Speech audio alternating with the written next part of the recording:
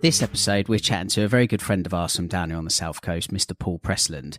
Now, Paul is building what is clearly one of the best and most eclectic Porsche collections anywhere in the UK right now. You think of a stellar Porsche and it's in the stable, from most 911 Rennsports to a 997 Sport Classic, an original factory 72 ST, a 959, a 911R, Magnus Walker's STR2. There's loads of really, really cool stuff in there. What we wanted to know is, what's it like building a collection like this? What are the cars like to drive? And what's his favourite? Right, let's dive straight in then. So hopefully what we're hoping to find out is a bit about your, I don't know, would you call it eclectic or would you call it quite a focused collection? I think it's an eclectic collection. And where do you feel like the obsession with Porsche started? Where did that come from? 911. Conceived in 1963, the same year I was conceived. And so there's obviously a synergy there. So each year there was a milestone for 911. It was also a milestone for myself. But actually it came from my father. And I remember him turning up the first time in a sepia brown 2.4S 911. And even to this day, that is still a car which you turn your head when you see one. A beautiful car, isn't it? Yeah. One of the ultimate long bonnets, I think. What year was that? 27 RS. It would have been a 73 car. So about the last year they were produced. And then he followed that with a white 3-litre turbo with a full tartan interior. Very period. Yeah. Very period. And that was followed by a bronze 3.3 turbo. And then the Martini, the 78 Motor Show car, which he bought after, I think it's a couple of years after the Motor Show he bought that car. And he used to park it, he's a veterinary surgeon, and he was based in Lavender Hill in London, and he used to park that on the forecourt in front of the veterinary surgery. And Fabulous. And I just remember driving from Dorset to London or all over the country. He's, besides being a veterinary surgeon, he's a collector of antique toys, and his passion for that took him all over the country, because you've got to remember this was pre-internet days. You couldn't log on and find things about your passion. You had to go out, you had to meet people, you had to go to auction houses. And so we used to hurtle around the country at some sort of almost a wild goose chase, looking for some rare piece that might be in Devon. But of course, the pleasure of it was you were jumping in a 911, going down there and doing that. So you didn't mind doing that then? No, not at all. I used to relish it, and I used to remember the power, particularly of the turbo, that whoosh and the sitting down at the back end of the car, and off you go. And very often, one of us, I had a brother and a sister, one of us would be in the back, and you would have that engine next to you and the roar, and so that was I suppose kick-started my passion for Porsche. It's not a bad kickstart. I'd say it was a big step up. Yeah. Yeah. Do you ever remember coming back as a kid with any random objects sort of lodged in the Porsche? Yes, I do. What antiques? Yeah. No, I do. He mainly collected tin plate cars, and they're about the size of a shoebox, maybe bigger. So invariably there'd be 2 or 3 of those, and they were quite valuable, but more so they were fragile. And so if you were the one in the back, you didn't want to be the one that either sat on it or trod on it or let it fall out or anything like that. So yeah, there were some interesting purchases, and it fueled a passion for my brother in collecting. And whereas I never really took the collecting path until now. It's funny, isn't it? 'Cause a lot of people say that the rear bench in the 911 is a wasted space, really, but I think you've proved quite the contrary there. Indeed, and of course, bear in mind those days, no compulsory seatbelts. And although obviously there were seatbelts in the back of a 911, but no, they're totally usable as children. My children wouldn't agree, certainly not now, being over 6 foot, but there have been times when they have been in the back of a 911. Yeah, so you've obviously grown up around 911s as a child. So what was your first Porsche purchase? That was actually, when I was 18 years old, a bronze striped aftermarket left-hand drive 924 Okay. with a checkered interior. And I believe actually it was the high-end plastic seats on the side, vinyl. Right. So if you're 81, that would have been then. It was an X, correct? X registration, X427 XOL. Very good. And it was. I drove to Land's End. That's the first thing my mates and I did. The three of us in that. And we decided we were in the pub one night, and we decided we were going to get up early the next day, and we were going to drive to Land's End from Dorset and have breakfast. Problem is, we couldn't find anywhere to have breakfast in Land's End, but it was a memorable trip. And I think I still have some of the photographs of that time and that car. So if you're growing up around 911s, then why was the first car transaxle? That was all I could afford, and that actually is one of the wonderful things about Porsche, is that it is a brand that is aspirational, but actually it's open to everybody, because nowadays I believe you can buy a really good Boxster for £4,000, all the way through to your £500,000, £1 million cars, really rare cars, and I enjoy sharing my cars. It's a big passion for me for people to see cars, unicorn cars, iconic cars, because that fuels their passion. And actually, I'm as enthusiastic about somebody's journey into their first 911, be it a 924 left-hand drive, or a Boxster, or a 996, which is such an accessible car financially, but also people are able to work on their cars, they're able to enjoy them, and it's the same. It's a camaraderie, and it doesn't matter whether I saw 3 Porsches as I came off the Wessex Way, and I was sort of craning my neck to see what they were, because that's the sort of passion you have. Going back to you, Paul, obviously your first car was that transaxle. You might like to share a couple of other cars along the way, but you've got a pretty fascinating story to do with a club sport, which I think was quite painful for you at the time, but equally pivotal. Yes, it was. So the journey. My next Porsche was a 996 Cabriolet, which I bought as the career was progressing, and I loved that car. It was fantastic. It was virtually new. And then I started to look back and decided that I wanted something that was rarer, more for the weekends, having the garage.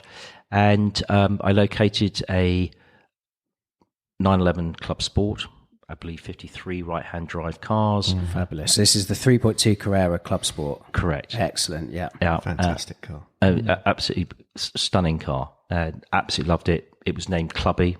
Inevitably, I think most of them are. And they were quite odd in that there was no standard interior. There was a really random choice of interior, and this one had a particularly unpleasant sort of murky blue cloth interior, but it was a fabulous car to drive. I absolutely loved it.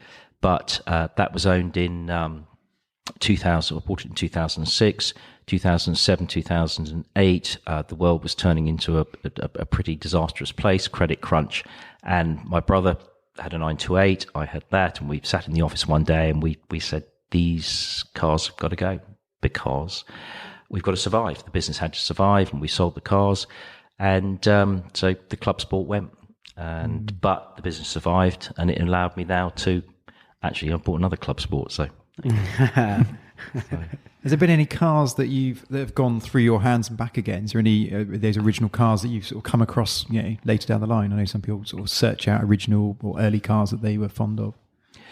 No, not yet. Not yet. I'm not sure after I've driven them. No. It's a bit like Andy as well. We've learned as well. Never buy a car you've had. Yeah.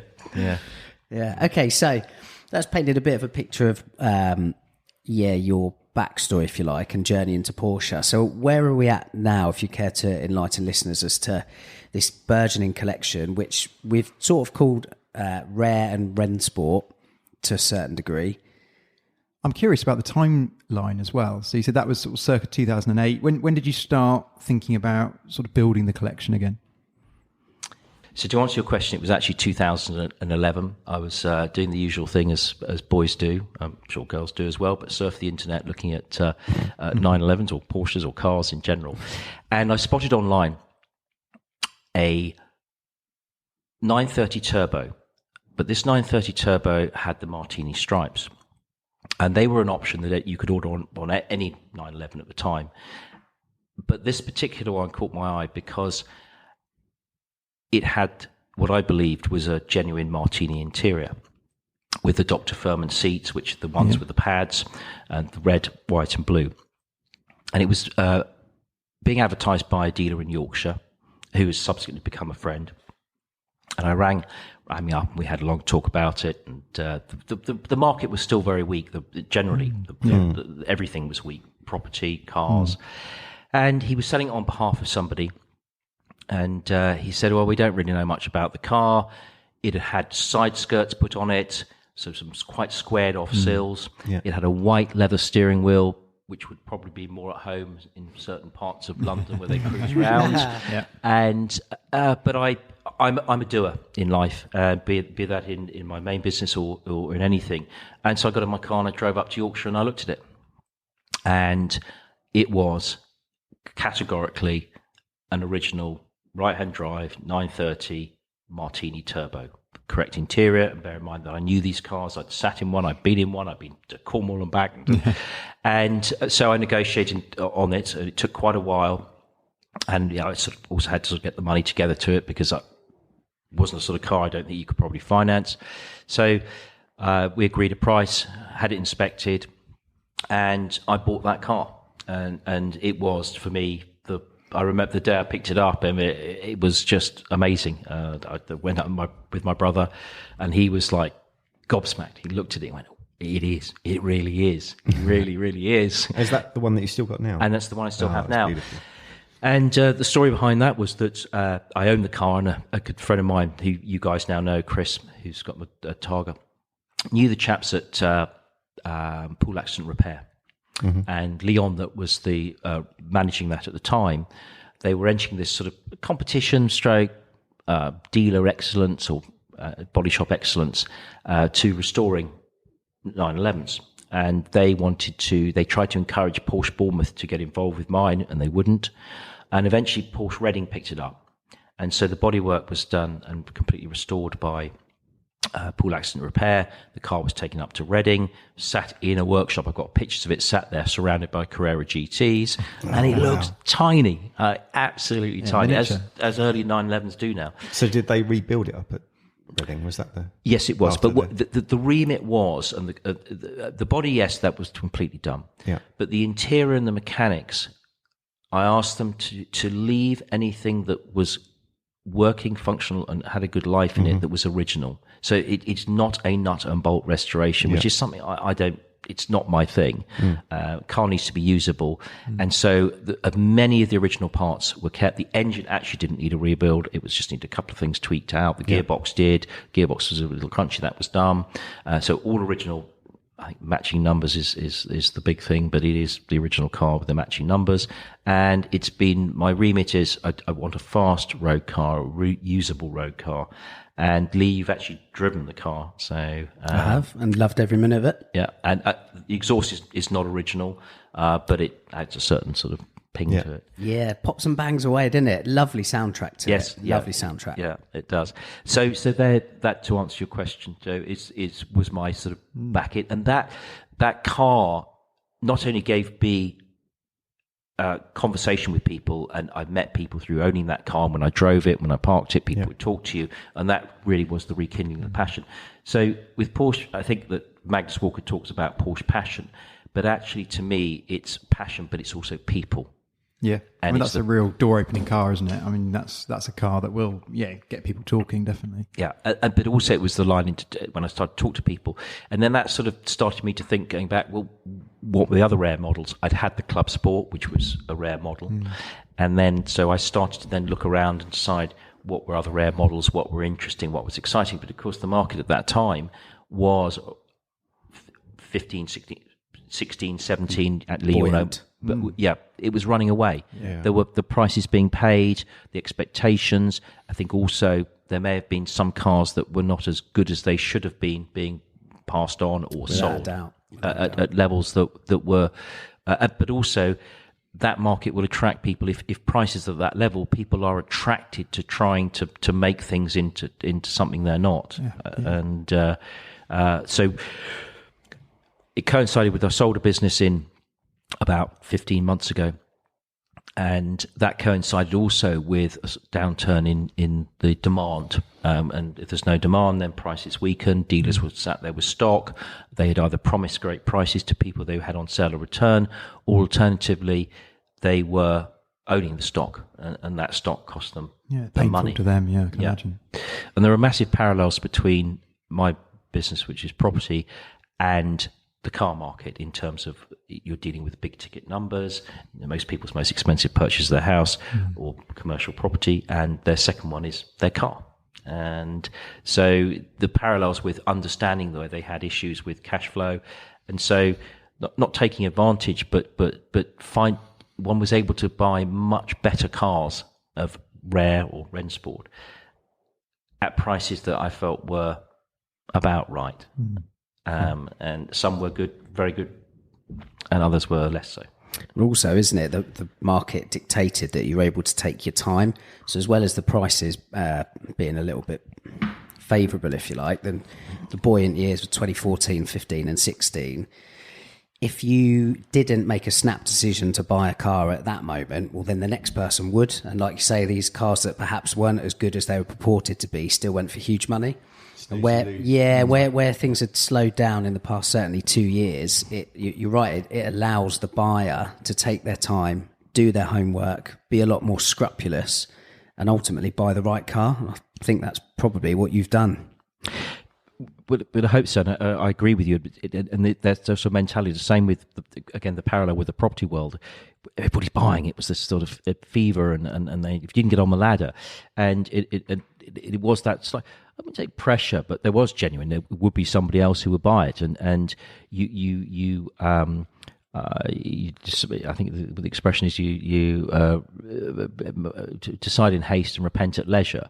And I think there were a lot of people who probably did get into cars, and if they'd gone back home, reflected upon it, talked to their friends, we all talk to our friends, and that buyer's remorse, isn't it? There's nothing worse, I think. Yeah, and they may have that thing. So, well, actually, gosh, that one without the back seats, it really probably isn't going to work when I've got two children at home, and maybe they take a different path. But yes, you're right. But also, I think a lot of the dealers and the people you spoke to had more time for you, because if they realised you were a genuine buyer, you weren't going to be a pushover, but you were a genuine buyer, and you were able to take your time also to learn from them. And yes, use them to a degree, because you're taking their knowledge of the marketplace. They've seen it go up and down, but also you can take the time to learn the cars that have been round the block many times. There's two ways as well, isn't it? If the dealer is willing to accept that these things take time as much as the buyer, well, then you might buy a car from them, but then also down the line you might buy a second car from them. When you go to, if you have one car, you trade it in and you want to move on, you think, well, I've built a relationship with this dealer, and crucially, I trust that dealer. So actually, providing the dealer is prepared to accept the waiting game that is sometimes very apparent in Porsche buying circles, it's to their benefit as well, because you might have a customer for 10, 15 years or for life. Very much so. And again, the parallel with industry and business is the same. I still do business with people that I've known for 20, 30 years. And that is the relationship that you want to build with the dealers, and the dealers with you.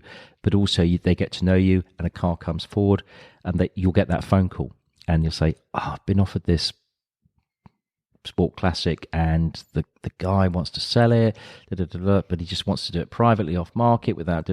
And so you will get that phone call, you will get that opportunity. But it's about building a sustainable business for the dealers, and I think that they perhaps lost sight of that in a raging market, in a bull market, but that's the same in most industries. You've got to go back to your core. There is a core passion for Porsche. There is a core buyer for it, and I think a lot of people came into the marketplace who were speculating, and I think some of those are going to catch a cold. So I think there's people still sitting on cars where they've paid way over the odds, and they're not actually interested in actually holding that long term. And I think they're unsure what to do with them. And I'm sure they'll come to market. and the true enthusiasts, if you buy a car, and actually the return, the dividend for me is the pleasure in owning it, sharing it, but driving it.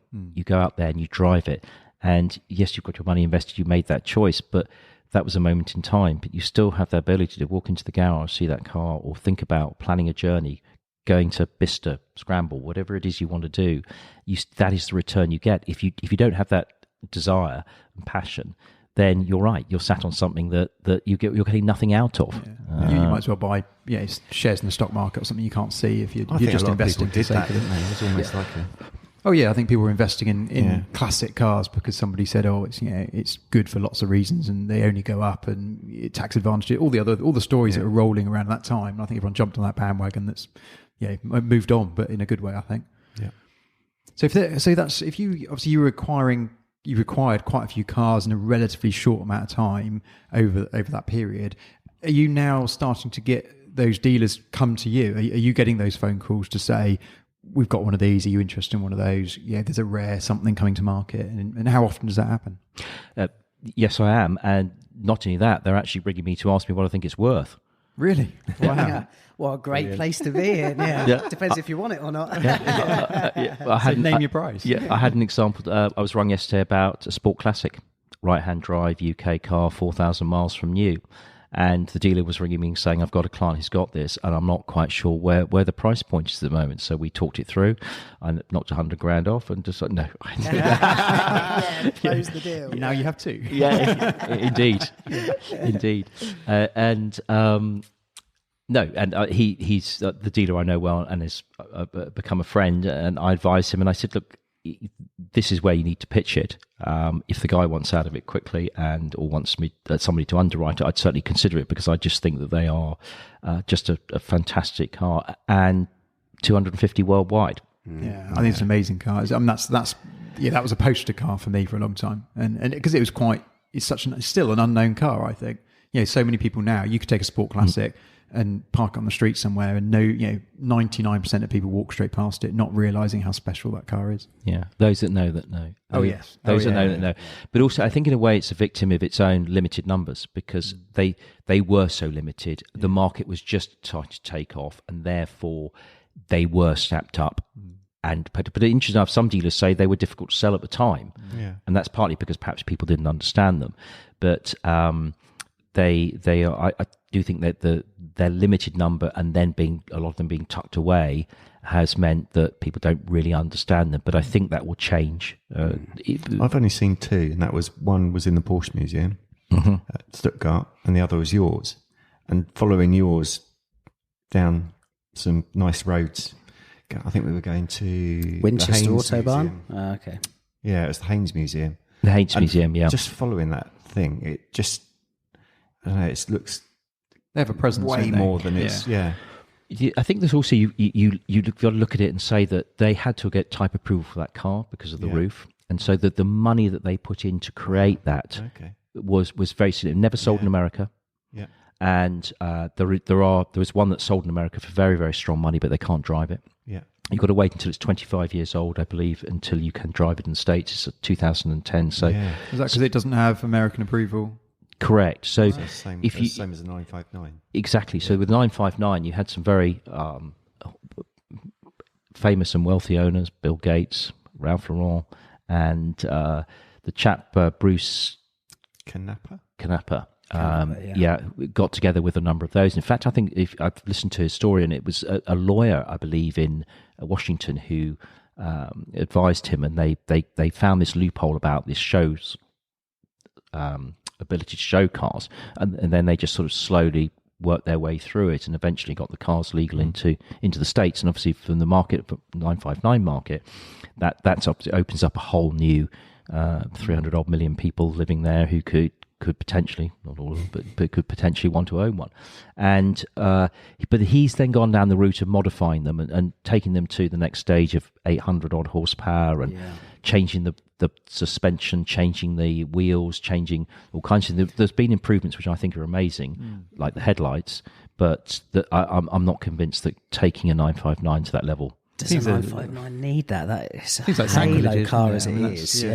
And as we've discussed before, I think the whole point that underlines just how awesome and iconic the 959 is that a lot of technology piloted on that car is still used and effective in 911s today, and that's 30 years on. Absolutely incredible. Yeah, the four-wheel drive, twin turbos, adjustable suspension. Yep. The ABS that was around, but there were so many things. And somebody may drive a 959 now, and if you're used to even a 993 turbo, or you're used to a 996, a 7, and certainly a 991, and you may say, well, it's a bit antiquated, but you've got to remember that where it was at that time, the sort of cars that were around, the F40 came along a year later, and yes, everybody says, well, that's fantastic, it does an extra 3 miles an hour faster and gets over 200, but to drive an F40 for more than 30 or 40 miles is quite hard work. With a 959, you could happily jump in that car, drive to the south of France. And it's got that quite speed. A few people ask me about, when we went up to Bicester Scramble, and quite a few people said, what was the 959 like? And I said, it's like the future still today. Because it was the way that it performs is kind of so smooth. Yeah, I think you described it very well. It was almost like a sort of magic carpet. When the second turbo cuts in, the whole car sort of lifts and goes again. Yeah. And it's absolutely, and I'm able to compare it with other cars and slightly later era of 993 turbo. And there are certain roads I go down, and the suspension on the 959 is just phenomenal compared with those. And the technology behind it was just amazing. It just seemed to soak up every... There was times when I was looking down the road and I was like, cringing, what, we're just going to hit that. And it just, straight over the top. It was like we were in a roller or something. It was just unbelievable. Yeah, because the suspension adjusts as well. So the harder you drive, the suspension works with you. And it is incredible. Absolutely. I'm just, incredibly privileged to own one. And wasn't expecting to, but these things come along in life, and if you don't grab them at the time... I think this is exactly why we wanted to get you on this podcast, Paul, because the difference between you and certainly any other collector I know is that you are so willing to drive these cars. And as an enthusiast, I think that is so, so, so important. And you genuinely love driving the cars. Like, you genuinely get a kick out of driving them and believe they should be driven rather than stored. So you absolutely are the exception and not the many, I'm afraid. Yeah, the driving comes out, wanting to drive them is because I, as you say, absolutely love it. I like getting up in the morning, and if I've got to go to London, I will then say, I'll take the whatever it is, and I will drive that car. I'm lucky enough to have secure parking in London, so that works really well. And I've got to the point now where I leave a couple of cars in London, so even if I'm going out in London in the evening, I might take a car out. But to me, Porsches have always been about being driven. The whole heritage, if you look at the history with the founders, and that it was always about the driving of the cars, and that is the pleasure for me. And then by driving them, and you're sharing them because you're showing them to people, and the Instagram now, I think, is an incredibly powerful tool for the car world and for many worlds, in the ability that people will be there and they want to take pictures of it. They get a thrill of it. It's their equivalent of the poster that we all had on the walls, and they're able to share that, and they see that somebody who owns these is prepared to share it with them. And I remember going to the Sherborne classic car show up at the castle, and they wanted me to take the Martini. I took it there. I must have had 30 children, fathers taking pictures of their children sat in that car. And if one of those children is inspired and wants to own a Porsche in the future, to me that's fantastic. And the dad's sort of turning more, the mum's turning around. So, I think that was amazing, and that is part of the pleasure of it. Someone's Porsche story could be starting right there, right at that moment. It's really special. It is. Well, I think I probably told the story before that the Martini that my father had, which was the motor show car, he owned a number of years after the show, but that was the car that inspired Magnus Walker. So that Martini that he saw, and its intro to his the Martini Turbo, was the car that my father owned. So there was something there that Magnus was somebody from Sheffield, who goes over to America and makes an incredible success of his life in many ways. But he shares a passion. He shares his cars, and he's constantly doing that. Is that why? Because most of the cars in your collection are factory cars and factory standard specification. I know there's an ST in there, which is incredibly cool. But aside from that, Magnus Walker's STR2, is that the only sort of modified or outlaw car in the collection? I have a Rennsport, okay, built by Paul Cockle up at Rennsport, which was quite a deliberate, because I wanted something that was completely and utterly usable, and rain, shine, grit on the roads, whatever it is. It wasn't going to compromise a factory rare car, because yes, there is a balance. I do use them, but there is a balance, and horrible winter days, whereas that's a car that I could use. Was that a car that was built to spec for you? No, it wasn't. It was actually built for somebody else who then decided they didn't want it. Okay. And therefore the spec is ridiculously high. It's got a carbon roof, and it's got an exhaust system which is not particularly my taste. But it was, again, at a moment in time where it was available there and then, and I bought that, and it then gave me an intro, because I actually knew Paul's father through business many years earlier, and so it gave me an intro into Paul. So he's actually currently building me another car, which is going to be much more to my taste and spec. It's going to be, I can reveal it now, Brewster Green. Oh, very nice. Good. Yeah, happy green vote over there. So. Yeah. Very good. Can you give us any more of an insight into that car or the spec or what's planned? It's pretty much based around the one I've got, because I like it's going to be a 3.8 litre engine. It is based on a 964 Carrera 4. I prefer that, the four-wheel drive. And again, it's using it all the time and every day. That surety is quite good. I travel up and down on the A31, and that can be quite a sort of tricky road at night, and I just prefer that surety. Full of infotail, so it'll be all wired up with stuff that allows me to communicate and to have ways and all those things. Probably going to go for a Singer-esque type interior. Again, very much based around comfort. Still a very drivable car, but very much is an everyday machine, an Arthur, as I call them, Arthur Daily. Go on, Andy. Is that your plan to use it as a daily, that one, pretty much? Yes, it is. I'll probably sell the Nardo Grey one, which I've got, and I was actually really lucky. I've been on number plates as well. I managed to find, my surname being Presland, PRE, I actually got the number plate 73 Pre. So that sort of doubles up with me, and also it's echoing to a 73 car. So yeah, it's very much going to be daily, but probably actually based in London. Whenever I use the Nardo Grey car in London, I cannot tell you, it literally, every time I get in and out of that car, I get stopped and asked questions about it. Yeah. And I think there's been quite a lot of Singer effect on that. Without a doubt. Do you feel like do you feel like it's a wave that we're going down the back end of now? Because I think, the whole sort of outlaw Singer style it got so big so quickly, and then I feel like it's fizzled out a little bit. I think it's in a lull. I'm not convinced it's fizzled out. Okay. I think that people will look to emulate those.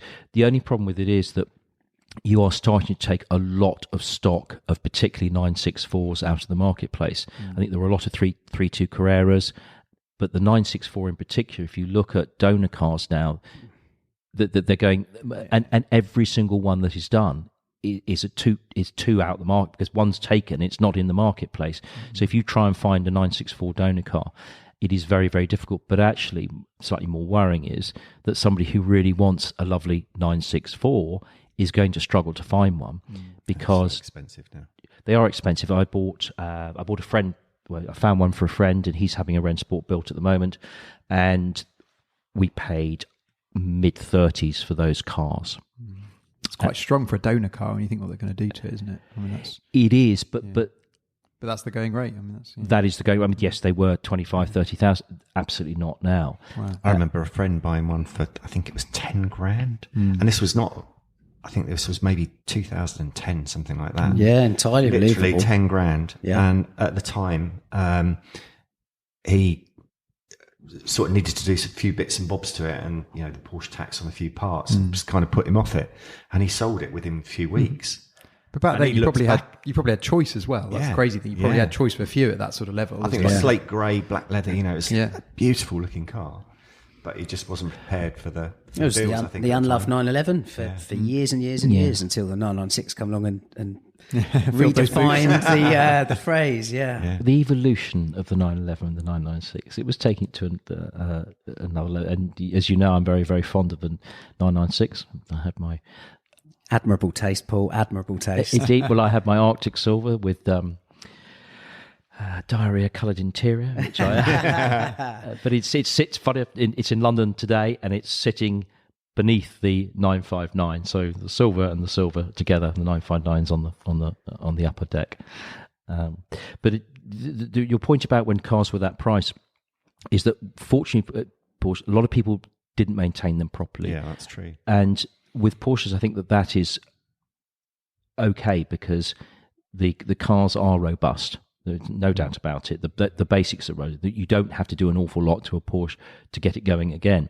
Whereas if you take things like the Ferrari market, when that dipped with the 328s and those cars, when they were unloved and the market was down on those, or 308s or Mondials, or they were, once they fell off the maintenance schedule, it's a very big climb to come back up into.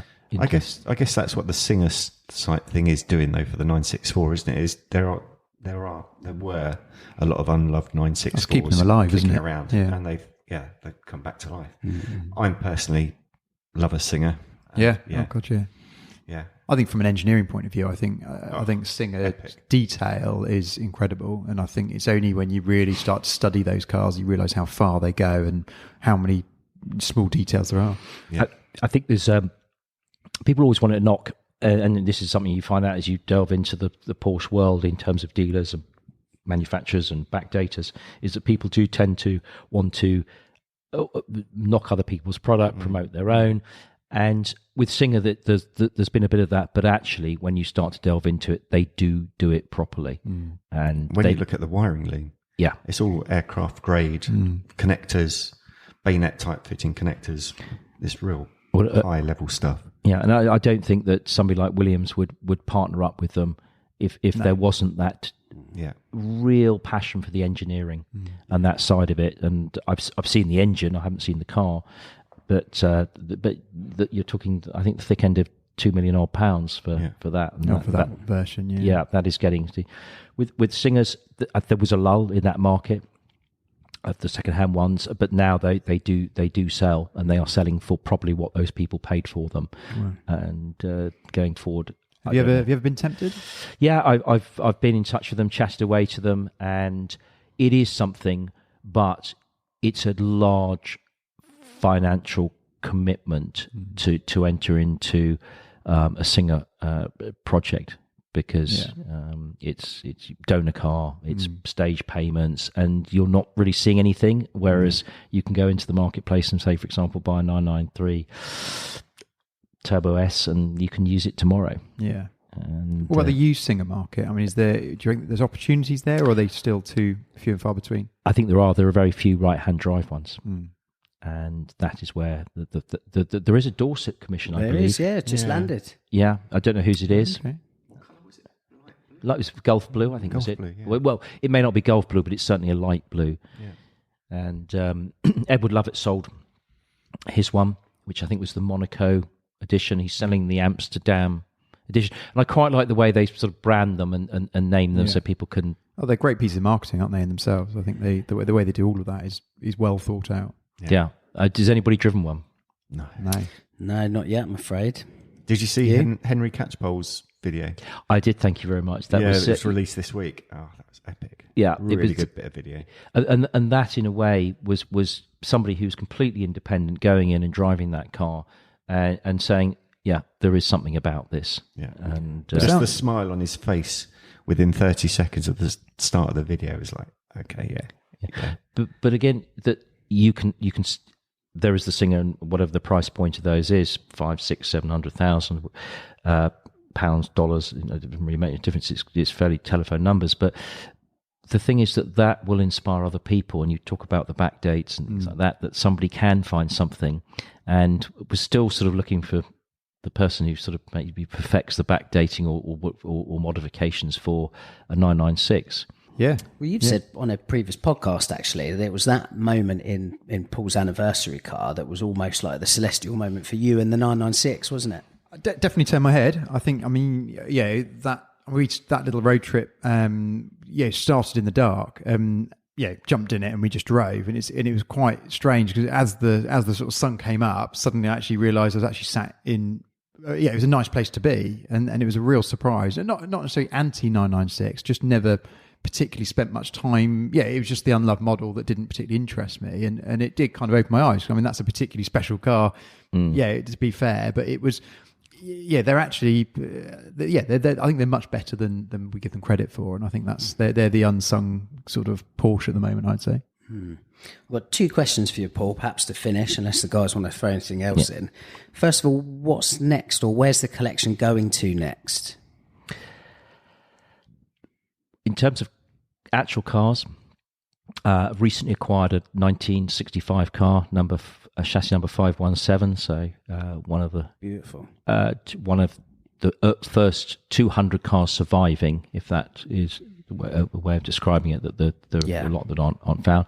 So plan with that is to the interior is amazing. I mean, so intact. So the idea would be to slightly make it more up to date in terms of handling, but much more than that, no. Probably a bit on the brakes, but try and keep it as original as possible, but respectful that our roads are very different. There's a lot of more cars on the road, and so with that, Carrera GT, it's got to be on the list. Excellent. It's and I think with this era of hybrids and more legislation coming in, more and more electric cars, is that people will focus back towards the last of the true petrol cars. It doesn't get much more so than a high revving V10, does it? No, it doesn't. And stick two fingers up to the hybrid brigade. Yeah, they've said, my brother messaged me the other day and said he saw a wonderful number plate on a Range Rover, which was PO11UTE, pollute. It's good, like that. Which I thought was very good. But so certainly Carrera GT, and then really. A 918 doesn't interest me at all. Again, it's that sort of hybrid area, but it's also the price point is still very high. And so it would be then looking at the collection and perhaps wheedling out some and infilling and really then things that sort of catch one's eye. And then, as I do now, but go out and enjoy them more. So trips abroad. We talked this evening earlier on about perhaps going to one of the 2-litre cup races, the one of those, and also we've talked about the Porsche Museum, going over there, and just getting out there and enjoying them, but also saying to the Porsche dealers and to people that if you've got an event coming up, I've got a 3-litre turbo. It's the first turbo. You've got a new turbo launch if you want one of the first and the last. And because so much of the brand is about the heritage and seeing how it's evolved in the engineering. You've got to remember that Porsche had its ups and downs financially. At times they were really, really strapped when the 959 was built. So off the back of that then, Paul, again, as someone that's snapped up a fair few of these cars in the current marketplace as well, I wonder if you've got any tips that you could perhaps give our listeners if they're entering the market to look for any car. Any Porsche. Any Porsche. It has to be early 996s. I think they're fantastic value for money. They're fantastic cars to drive. And with not a lot, just some new suspension and a few little tweaks, you can really get into the brand and enjoy that brand. It's a great stepping stone. And actually, I think they're a good investment. You can still buy them I bought one for under £10,000. But I think you can still buy good ones for 9, 10, 11, 12,000 pounds, and I can easily see that being a £20,000 car because it doesn't take much. You've said you drove this 996 and suddenly you sort of got it slightly about what they were about. Yeah, definitely. And I think that people will do that. Boxsters, I think that some of the earlier Boxsters are great buys. I think they're seeing a bit of a resurgence on value, aren't they, Boxsters? The early ones. They've come back around. The early stuff, I think, is starting to tip the classic it's balance, aren't they? Probably getting to the point where the real shitters are Died. gone. Yeah, they've gone, and Yeah. it's you're getting the good stuff that's left. But I think also that you've got to consider that people are all going to be driving electric cars, or we're going to be cycling, or we might have improved infrastructure and public transport, and we're all going to be using electricity to move around in that case with the electric cars. And therefore, people will want to hanker after something, perhaps in the garage, that they can use daily when they want to, but or at the weekends. And the wonderful thing about a 911 is whether it's any of the era, it is usable. You can put luggage, you can do it. And the other thing is, you can get in it, turn the key, and it will start. And so your weekend isn't frustrated by a flat wheel. You still have to charge the battery, but it's not frustrated by an oil leak here or there and stuff. I think 997 GTSs, particularly manuals. If you can find one, yeah. If you can find one. Certainly 993s. And yeah, they're just the whole size of the car and the feel of it is but they are still totally capable of keeping up, and more than keeping up with modern day traffic and Got my vote on that. Yeah, no, the 993s are just a really pretty car. So, Paul, I think we covered quite a lot of stuff to do with classics and some really interesting historic cars. Obviously, you've got in and amongst your stable, there's some modern metal in there. So, I think the bit we have sort of missed out on. I mean, what's your go-to when it comes to the more recent stuff that obviously is it might be more interesting to certain people, but to the purists, obviously the older cars are more interesting. But the Instagram worthy followers are going to be wanting to know what the modern stuff is. Yeah, the modern stuff I have a 992 C4S. Tell us about the 992, because I know a couple of people that have had them for 5 minutes and given them back because they got bored. Yeah, what's your opinion of the 992? I can understand that, but one of the first things I did, and I've driven it twice to Scotland. And when you get it out there on the open roads with the Sport Plus, everything else, it's still a 911. It's still, you can get it by the scruff of the neck and drive it hard. And then you can get back on the motorway and relax and carry on. I totally understand why people think that. And you just need to give it time. And it's a great car. What about other sort of 991-esque? I mean, is there still a Speedster in the collection? I have a 991 collection comprises of a Speedster and a 50th and a Touring. And an R. Mix. And an R. And an R. Don't forget the R. Okay, coming out of that lineup, if you were, what's your go-to? The R would be the go-to. The Touring and the R are interesting, and I believe, Lee, you've done a comparison between the two. And you and I did 400 miles, or virtually 400 miles in a day in the Touring. The Touring is boomy and noisier than the R. The R may be 5% better here or there, but the whole thing together, the sum of the parts come together to make something very special. Plus, it's a limited run car. But the Touring's amazing. Touring's actually probably a rarer car in the UK. Much rarer car probably in the UK. Yeah. I think there's probably under 50, certainly maybe even under 40 right-hand drive Tourings. And I think they will be not at the prices that they started at, but it's the price they're coming down to, they will be a good buy, and long-term they will be an interesting collector's car because there will be so few of them. Yeah, I do like the Touring. I think that's a quite a special model. And like you said, will be for the future to come, I think. Definitely. And the 50th, obviously, I was 50. What a car! I was 50 the same year as it, so there was a special connection. Same with the 40th. I don't have a 30th. That would be something. Unfortunately, I was pursuing one, but it got bought by somebody reasonably well known, who is currently taking it apart, I believe. Oh, okay. So the 50th is a wonderful car. It's just the interior. It's just a really special. Amazing combination. Yeah, and mine's black, which is a lot of people fancy the Geezer grey. All the ones I've seen have been grey. Yeah, that doesn't sort of tick my box. There's two greys. There's the light and the dark. It doesn't really tick my box. And black. So my real default on colours is I've always loved black cars, but Porsche silver as well, and obviously green. Excellent. And I think one last thing we should definitely wrap up with, which we've done to all our guests so far, is got to be our 10-question challenge. 10 Porsche questions, yes. So it's 10 quickfire questions that quite simply, Paul, require quickfire answers, please. If you're ready. I'm ready. Okay, so we'll go straight in with air or water. Air. Favourite Porsche model. 73 RS. Favourite Porsche colour.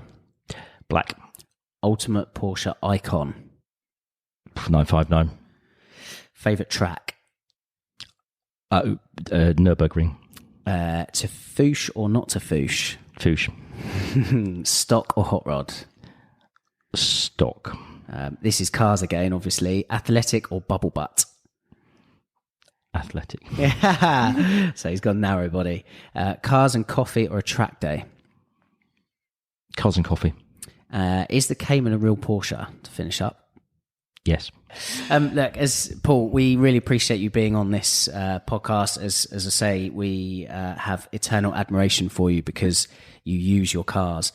And we'll say to fellow enthusiasts listening to this, make sure you look out for Paul at many events up and down the country throughout the year. He's easily recognisable as the bloke with the biggest smile on his face.